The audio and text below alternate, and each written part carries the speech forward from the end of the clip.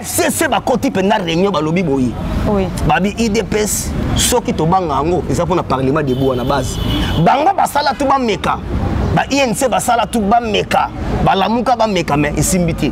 Donc biso ça état d'esprit. Kamer arrêté et condamné par la justice. La justice, je dis bien. Mais Banan va subir conséquences et arrestations à Kamer, Balouba, Nabukav. C'est quel sens d'humanisme? Politique au tigre de l'IDPS. Kabila yo limozo na mboko. Wana si ba kufa fo ba sebwa. Jamais.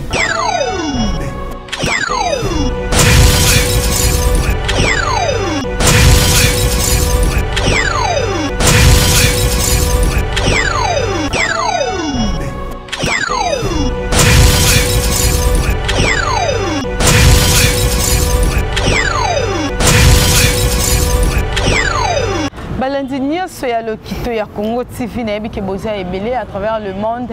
Je suis encore très ravie à mon abino ndenge bolingaka émission na biso pe bolandaka ngona likebi. Je remercie l'équipe technique ya le Kito ya Congo TV, Jonathan Moujanel, les caméramans de guerre, JP Tumba fils du roi et sénateur Loutete Loboko Trépio Abi, double fonction. Un grand merci à celui qu'on appelle les boss Félix Foumou, Motema ya madame Séverine Foumou na Suisse. Merci pour notre soutien et puis on remercie bino ba et bozo ko s'abonner les sous na chaîne na biso pe bozo partager ma vidéo na biso. Nous sommes là, nous allons parler de situation politique qui se passe en RDC dans différents domaines juste pour nato mekako solo la toyeba où va le Congo et puis to comme na niveau nini na politique na biso et je suis avec Internet de l'IDPS pour te mekako solo là pour que te développer le qu'on a besoin bien Internet. Bonjour. Oui, bonjour, vraiment on appelle sur donc il va bon après-midi ya Rosarana te donc il y a bien donc il y a maboka au fungwama. Malheur car on a ban les armées d'état donc ba salaire examen ba résultat du mec depuis hier. Mais il y a aucun mois avant baluka Nzambe. Mais tant oyozui aucun bar, aucun hôtel. Donc Nzambe lelo e bo décevoir. Vous demandez quelle ingratitude. Ok, tant au Sengaki Nzambe, tant on peut jouer examen d'état. Remercier Peka Nzambe. Vous demandez de place où telle place au Rozong la mais lelo yo place au Sengaki Ozwa. Ok, place en place musu. Là-bas Satan. Vous demandez ndé on a moni ambiance côté capitale Mobimba Banini et puis j'en profite à cette occasion pour Naibisayo. Total les cana 27e anniversaire du Parlement debout et les gars samedi. 28e. Non, donc c'est-à-dire que ça moi erreur. Donc fallait tout comme 27e. Mais le roi déjà Ezaki tapé dans la polo yango il méga 28e. Mais c'est 27e. Oui. Parce que Ezaki le 26 septembre 1990. Oui. Donc il est là 27e. 27. Donc l'année prochaine il est à 28e. Aux hommes phénomène non et bimana 13h30. Aux hommes pour nanini. Donc c'est-à-dire Mobutu Ayiba qui va opposant tout ya makasi. À l'époque, on ignore sacré de l'opposition. Mobutu a récupéré tout. À Kena Bangunzi tout. Alors, fait Etienne Tshisekedi de Wamulumba. Personne n'a tiré les gars Yemoko. Abi, soit un osa ndeni. Ba parlementaire, babi non. Pesa biso makasi biso to lo barana bazang de tongonyoso. Na ba gambela ba zigida ba ponga bitolo babi borokoka. Abi bon ça va soy borokoka un avenir bino mais boye bango to za pouvoir on ngana bino. Voilà place ici. Ora histoire ya parlement de Boué Banda. Et Banda le 26 septembre 1990 le donc il beti 27 ans. Le blague était de moi dans sa colis à Poussana. Le ndé on a moni makamboyo. Alors eza partout dans le monde kutanga en RDC. Parce que avec parlement de Bou Kabila Kimi et puis toujours continuer toujours au monasco et un système Kabili. Donc voilà, il y a un coup de chapeau pour le parlement de Bou. Et puis na personne n'a dit que vous êtes belé déjà. David Ndonga l'a déjà posé belé dans l'Allemagne. Il vient dans Simbi IDPS Allemagne. Na Bundes David Ndonga là, tu as la maman Arlette. Aussi espérance. Na Rinten yé pas ça aussi na ba Charlotte Ndenga ba mère boss ba onyoso et puis aussi na ba Kobo Sanatea et Bigara. La princesse congolaise de Londres, Anima Samba. Number 1, on a déjà Koto. Voilà, il y a Bino, l'ange de la presse M Cube. Et nous avons vu sur Internet, on a soulevé le comment bien que cette question a bondi, ça qui a 28e anniversaire, on va célébrer qui a parlementaire, on est sur debout, mais c'est 27e. Dengue a aussi corrigé en gros. Et tout le monde qui a déjà des questions à l'Ibosso, tout le monde qui a une organisation et Salamaki, tout éviter, organiser qui a juste pour festoyer, pour bosser dans ambition réalisée ou encore bosser dans projet beaucoup lancé pour faire avancer notre pays. Oui, mais le Parlement debout d'avoir sa visibilité à partir d'abord. Et puis sans Parlement debout, on a parti et on a raté. Mon au Bengabo, président parlementaire debout. Et puis Dieu merci, on a RFI sauf on a RFI au Ramadan. Donc en République démocratique du Congo, il y a des parlements. Parlement assis et Parlement debout. RFI babé. Et puis d'ici là, Parlement debout et redissoudre le Parlement assis.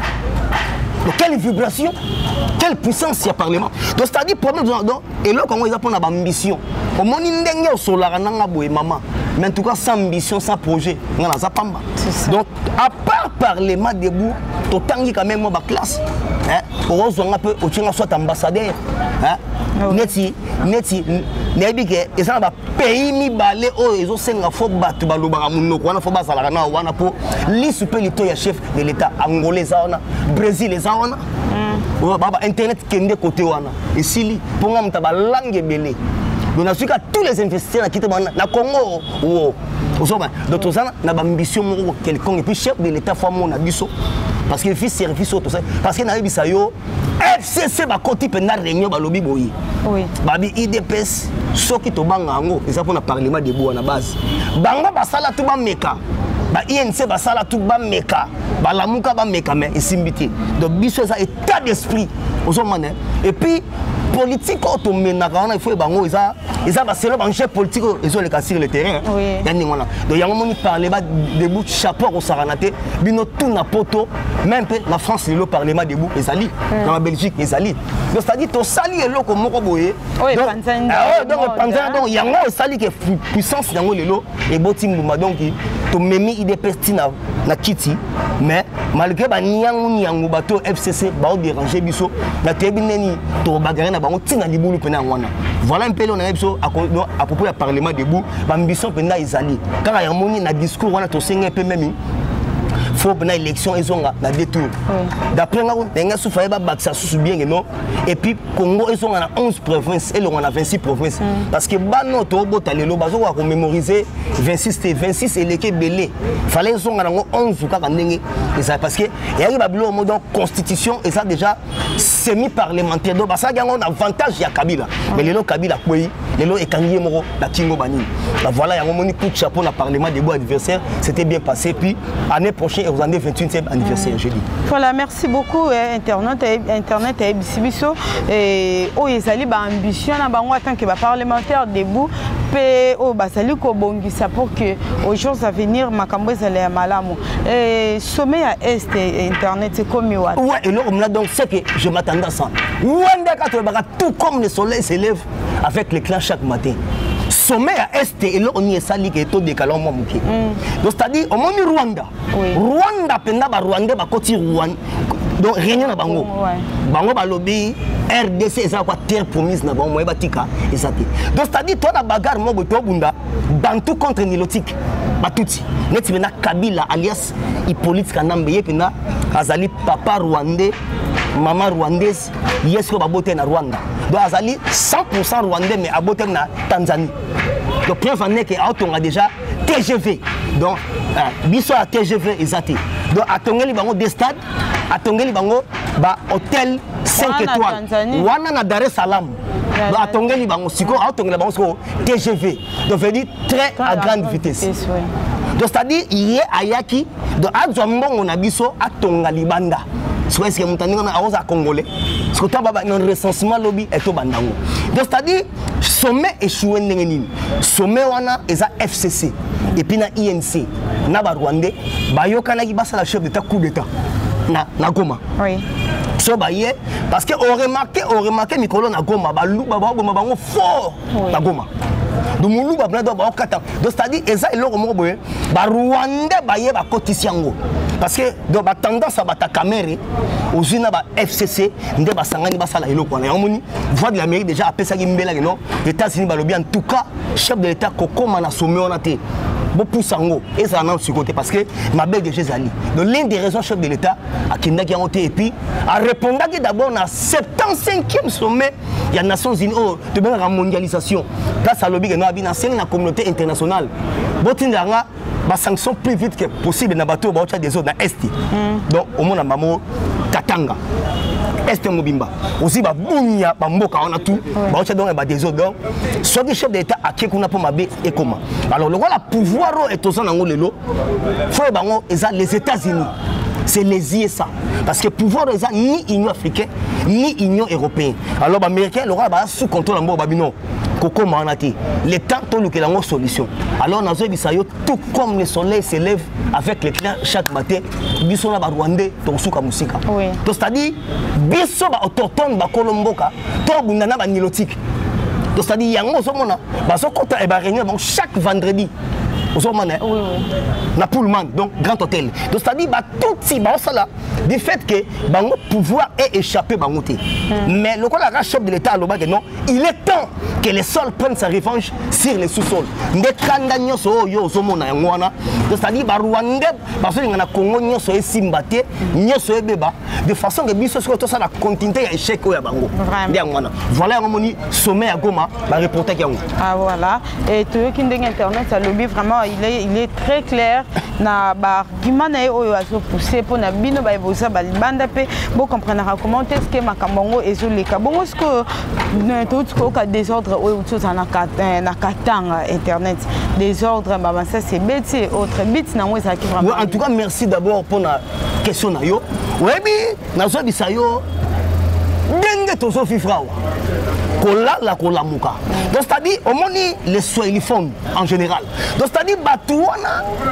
ban esprit faut pas créer insécurité dans la musique dans Lubaka créer l'insécurité partout en RDC insécurité et quota batouba koufa tcha désordre pour bango va recourir lobby en 2023 ba non bino pe boko kiteta la échec yango mais nazo biso boyi nazo bisayo boyi mboko yo ba grand prophète ba sakola nazo bisayo ma journaliste et heureusement chef de l'État ayebaki ko dédier Congo na maboka nzambe c'était le 23 juin 2019 parce que problème est au sein nango ba Katanga baza intoxiqué par d'abord Gédéon Kyungu Yami Balé aussi gouverneur ya Katanga et puis aussi John Numbi donc c'est-à-dire batouana balini baketi na prison centrale oh ya Katanga ba libéré et ba prisonnier baketi na RTNC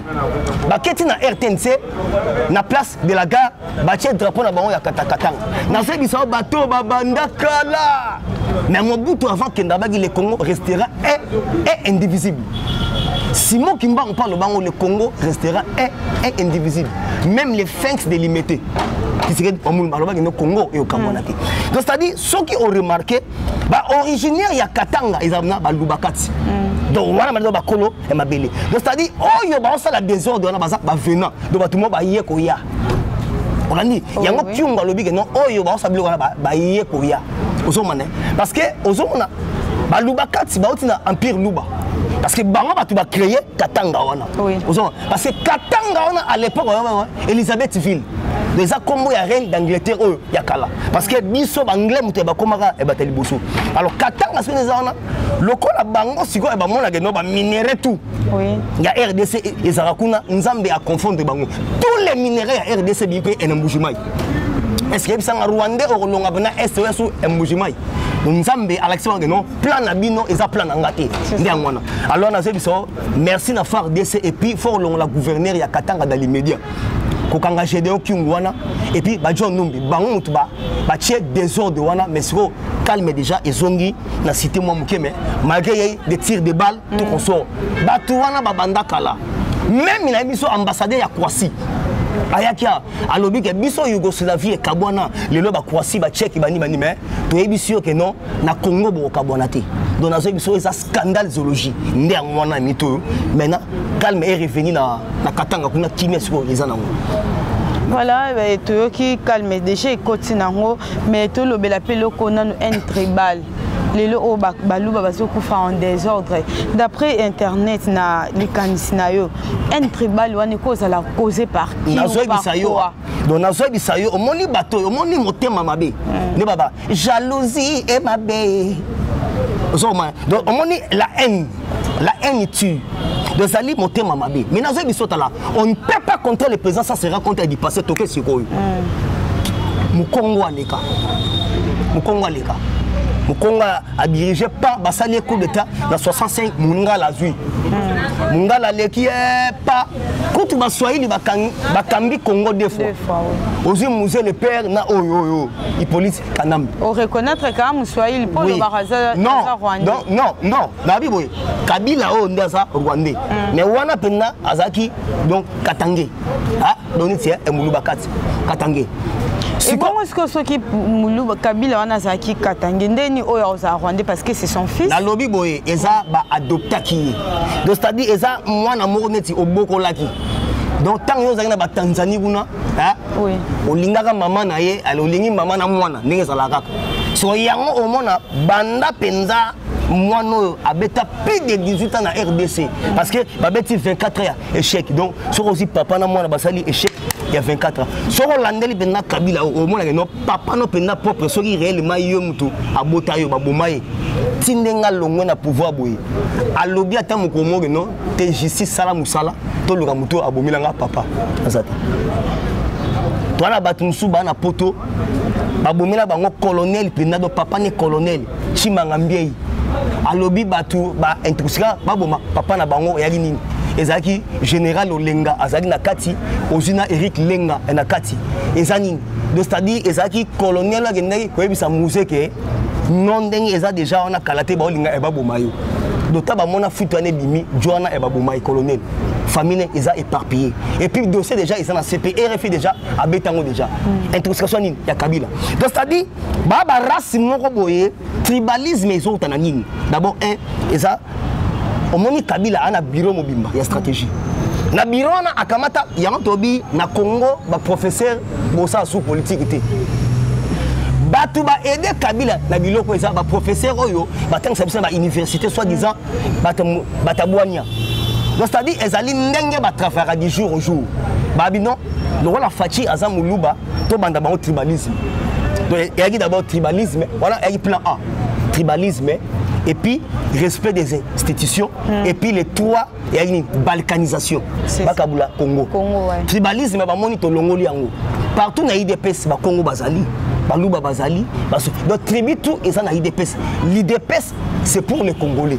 L'IDPS a été créé pour défendre premièrement les intérêts du peuple congolais et combattre tous les anti-valéens. Donc c'est ça l'importance de l'IDPS. Oui. Alors tribalisme on remarque ni na ba goma place même sur place Camer azana. Donc donc va faire révolter peuple. Donc c'est-à-dire dans ma on remarque Moulouba a couffé trop. Mais Moulouba est naïf. Kimbangu déjà, oui, Kimbangu déjà il faut 4 langues ça la MSA nango. Kimbangu bagi ki Congo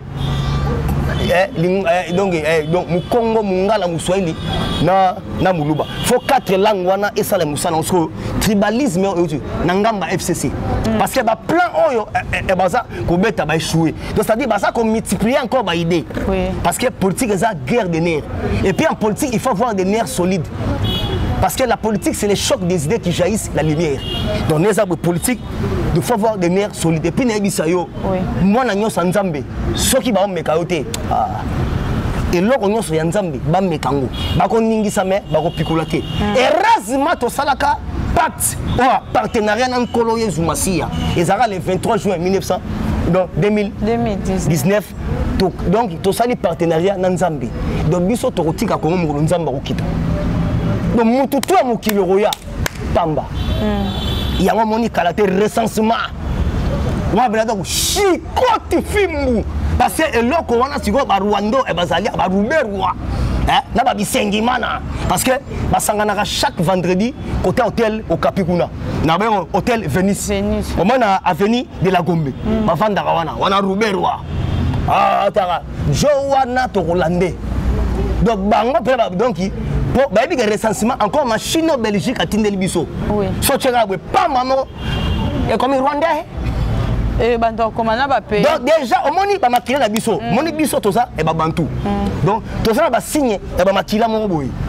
Donc, tout le monde a signé, et on a étranger. Puis, comme on a bandit na ré, déclassé, et bandit na gare, déclassé, et on a roue, oh, Bizimakara, oh, Rouberwa, oh, Kanambe. Donc, quand on a Kanaba, Rena, Barga. Comme on a tous les lots. Kasi baka songo pe bazaba ko bana non ezali kaso na lobby wana baka songo biso me neti bakarambe neti bizima kara neti ba ruguisa ozoma donc basa donc ba kombo na neti bo nyamugabo ozoma ruguisa kunda bantuare donc batuana mutu bache Congo na kao donc lelo nazo bisayo banda Congo eza na libulu présent Fachi Beton respect place azali donc banda to banda ko libérer na to bimika kate parce que to kundama déjà musika tala mutu Kabila ake tongati na Kiba atongiti na Dubaï atongiti na Maroc mais a dérangé et puis Aouti a fait un groupe armé à Kemba Naba Congo. Donc, tu remets en après. À Keti Naba Congo, parce que Bakanga 510 conteneurs naïe. À Kesi qu'on va libérer les conteneurs Namakasi. Mais dans ce tout comme le soleil s'élève avec l'éclat chaque matin. Kabila décembre à comment Siko Kasiba 510 conteneurs en masse selon Babylone. Merci pour la question. Wana ezaï 510 conteneurs à olive na Albert Yuma. Donc c'est-à-dire Batouana tant babeti plan A ba échouer sur paquet à plan B. Oui. D'abord batali ba conteneur wana faut à 800 millions de dollars américains. Kabila. Sur batali 800 millions wana bon exacté. Bon, Azu lobby à Keba Congo avec militaire au Saranate, so va libérer va conteneur na makas. Mais nazo biso maman pour tout ça nos émissions. Na 4h30 nazu président américain et na voix de l'Amérique. Oui. Fréquence nango ezali 104.3 FM. Je dis bien 104.3 FM. Trompe à lobby boy. Na ABC bino. Lokola donc Kabila azoyo kate. Kombo wana ya Kabila na lina kwa ngosu na Congo te. Abi kalate sikoyo ekoyeya. Kombo wana na lina donc c'est-à-dire yango moni mukonzambo kabimi rapide. Donc makambo ça terrible. Keba kozonga ya mukonzambo ka Kabila fabima. Parce que des ba pesa avis de quitter mais à kendaraté. Donc makambo ça terrible. So à quel qu'on libérer 500 conteneurs par la force. 510 conteneurs et ça y a Olive na Albert Yuma. Niveau et puis Olive na Albert Yuma bango so e bakolo entreprise égal baby égal ya ba mi bali alors tant big égal c'est Kabila voilà to yo qui sortait chef de l'état et ça vraiment et ça pour nani et puis merci pour la question sortir à chef de l'état d'abord un Fatou Bensouda senga ba pardon maman o ya CPI mtali ya mbonga Kabila avouer sikoyo au nom où est-ce qu'ils sont parce que quand Kabila ils ont battant et ça qui faut na ngai suite à mbongo na liagi tout konso mais kokenda chef de l'état a ketcha mokolo to na Union européenne avec ba membre CPI tout na Belgique faut Kabila a quitté Congo donc seul moyen pour biso to travailler dans la miable faut Kabila quitter Congo donc azo déranger ce côté a dérangé na Tanzanie a bongisa TGV de train à grande vitesse, de chemin de fer, Kobanda, Dar es Salaam, Kigoma. Voilà, à chaque fois, pour mettre Kaka arrestation, il y a Kabila, Mikolo, pour ça, nous c'est comme en octobre, était au Kangaï, mais tout cas déjà dans quelques jours, Internet, non, maman, on a aussi quoi avouer. Maman, on a un dossier avant de là. Fatou Bensouda, d'origine gambienne. Dans la ouest africaine. Donc c'est-à-dire maman on a plein de titres à Kabila Yazouara avant de la langue. Ali Arné et là. Parce que les États-Unis a tiré la pression. Ballon on les place sur les moments où on a aux États-Unis. À 5 besquises abi non on a fait dossier. Babi non parce que vie mutuana azana RDC azo dérangé. Faut allongwa Congo. donc yango ozomona que non président longo mais système est dérangé biso t'as le système ailleurs à côté de Sénat ça se fait jamais parce qu'un sénateur en vie c'est quelqu'un zala ailleurs il reste à la maison zala zela ba benga comme ko loba ko invité yo un sénateur en vie veut dire histoire éthique à royauté d'abord d'abord illégitime Aniati ndega a siégé wana ako postulaka lisusu sur élection na mboko ezali alongo donc baza kwa yé na caméra do makambu ya kibokonzi na mboko abu pia so eloko d'abord et meme wana d'abord ni complexe D eloko d'abord et meme wana échec d'abord et puis 3 ignorance et puis na vie ndenge oso mugolo mon internet na tiki suki na mandefu seke na bandi liboma parce que mutaliboma bae bagé na suki na mandefu so moni pour biso totenga même nanti so mutatiki suki ndengwana na mandefu veut dire azola laté azonimba te ndé en ce moment na so mutakati mandefu na suki ndé conscience ezongi alors type wana abeti 74 fois attentat qui a éliminé chef de l'état a kokate so abino Maël Sili à côté na Sénat. Ok, na Sénat il a été humilié. Ma finga qui est ma belle. Quelle ba image. Mais pourquoi FCC est bon ba image wana? Kabila était humilié. Ma bousquila qui est ba finga qui. Il y a pendant Kabila qui est na pouvoir au finga ngwana. Mais au Rolanda Rossi, au Rolanda Chebe. Quand Chebe ba boma et l'or ba boma Chebe et l'or kaliboso penda na fungolo lelo les missions na yo. Et l'or ba bomela Chebe ya. Chebe ya mutagendaki eko découvrir maman o abota Hippolyte Kanambe Marceline Kambuku Juge Chebe ya mutamona yi donc vrai mère ya Kabila Chebe a découvert et puis a découvert nandenga boma batu ya droit de l'homme et puis Chebe a sara point de presse moi aussi les points de droit de l'homme à makas na est na babudia Congo yango mona tindaka e ba John Numbi balanda ba mais dans une épisode d'ici la Kabila vous arrêtez parce que dossier Chebe la muki makasi.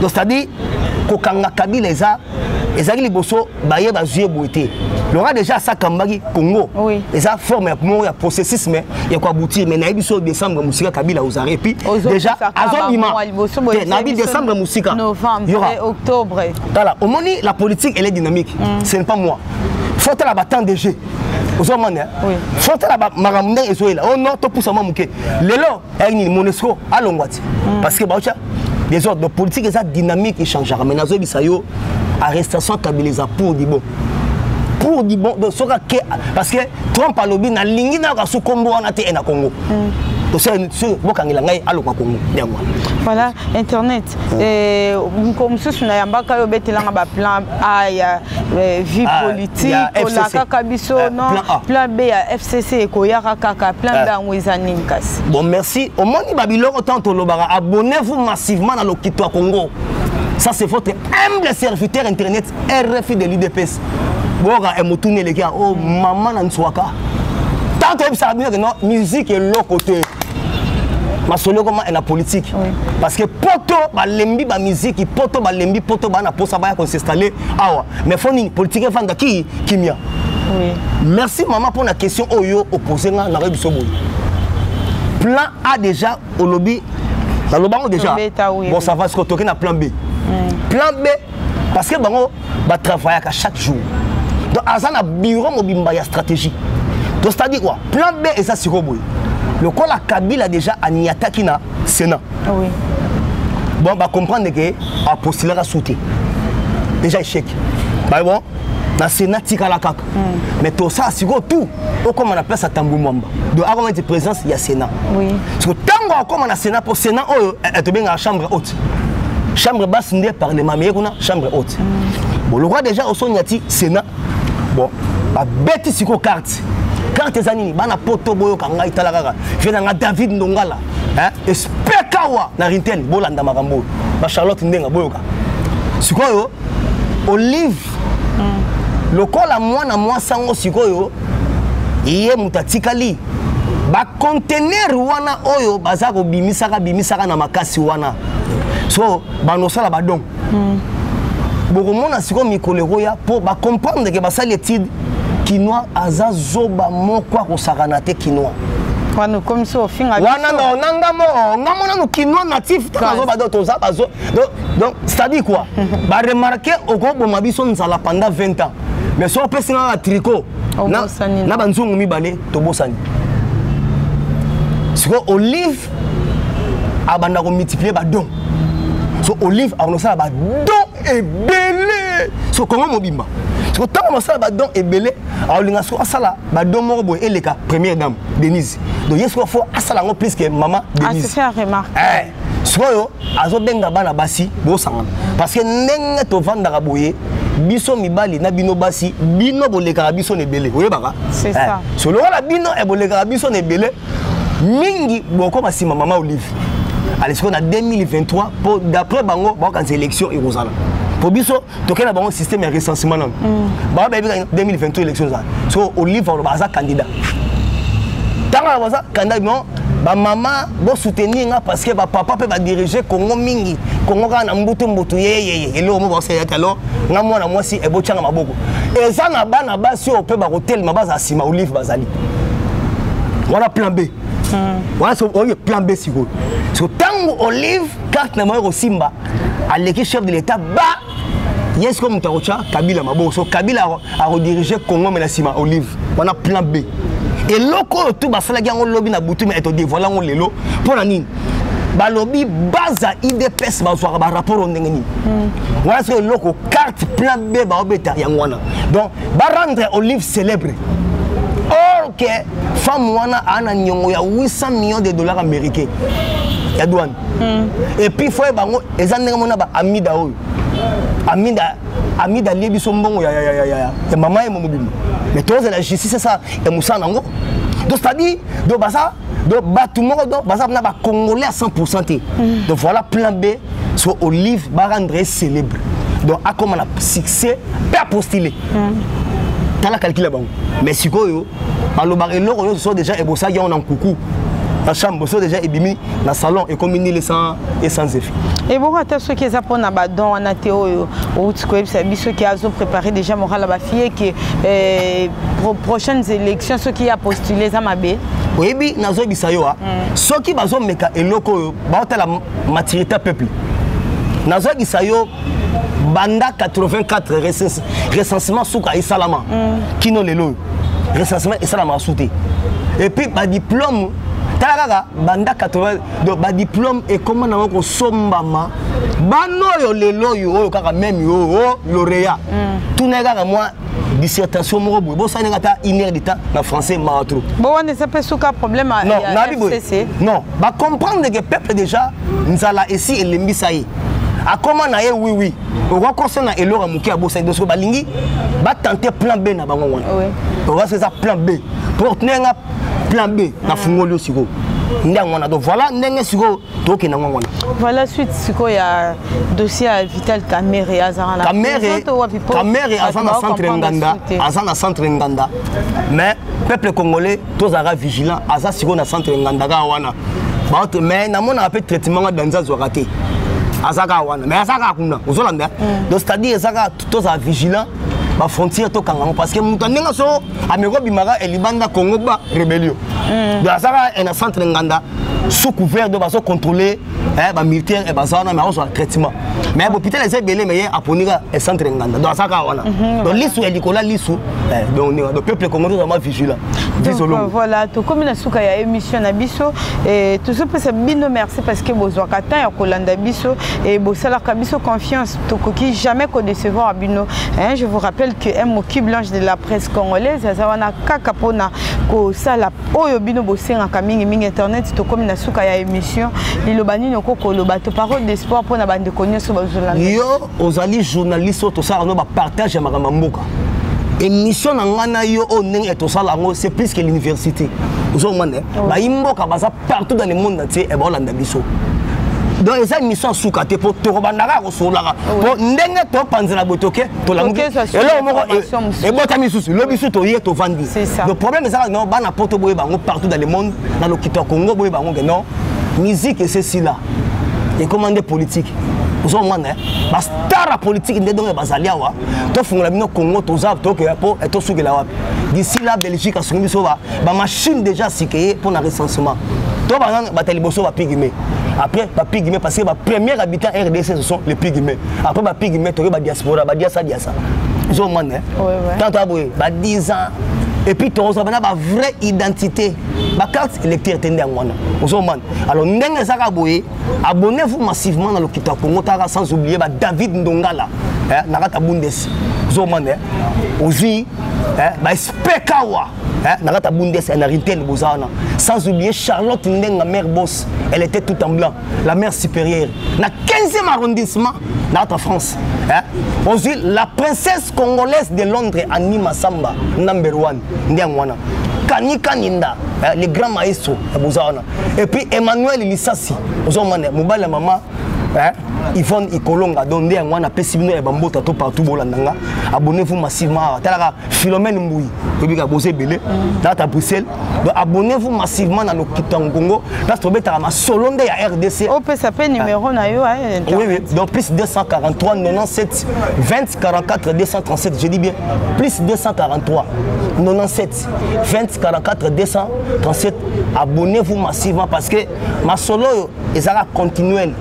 ezala lelo lobidon biso toza pona makama Congo fait bonga parce que bolembi pe ba poto ba glace eleki kuna trop bona posa boya koto boya bon s'installer bon investir alors si ko to buna système Kabili mais karaté déjà donc Goliath azokoya Bolandi donc voilà ya moni ligne de réseau chef de l'état za dibanda abeta suka na diplomatie ndiangwana talaka mutatiki pouvoir na ba 50 non na ba 46 ans donc atiki pouvoir na ajonde ba banda nango pouvoir eza marato ozo manga en tout cas la personne non e ba mota trop de ma part j'ai dit merci. Merci beaucoup Tokomina Souka émission Nabiso pour la réalisation de cette émission Tosaki na Lisungi Jonathan Moujana les caméramans de guerre JP Tumba fils du roi et na sénateur Loutete Lomoko Trépied merci aussi na président René Tchassouma merci à Rit Kungi qui m'a assisté aujourd'hui merci à Stella Salé une grande dame de à la taille de 1,80 m merci na Ndeko Nabiso Topé notre partenaire monsieur Philippe Foumou na Suisse, motema madame Séverine Foumou. Merci tout le monde Balasima. Kamer arrêté et condamné par la justice. La justice, je dis bien. Mais Banan va subir conséquences et arrestations à Kamer, Balouba, Nabukav. C'est quel sens d'humanisme? Politique au tigre de l'IDPS. Kabila yo limozo na mboko.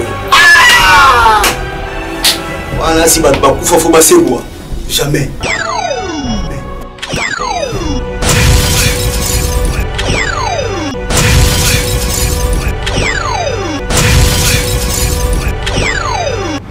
FCC ba koti pena réunion ba lobby boyi.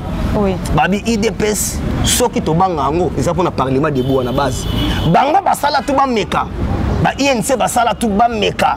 Ba lamuka ba meka mais isimbiti. Donc biso ça état de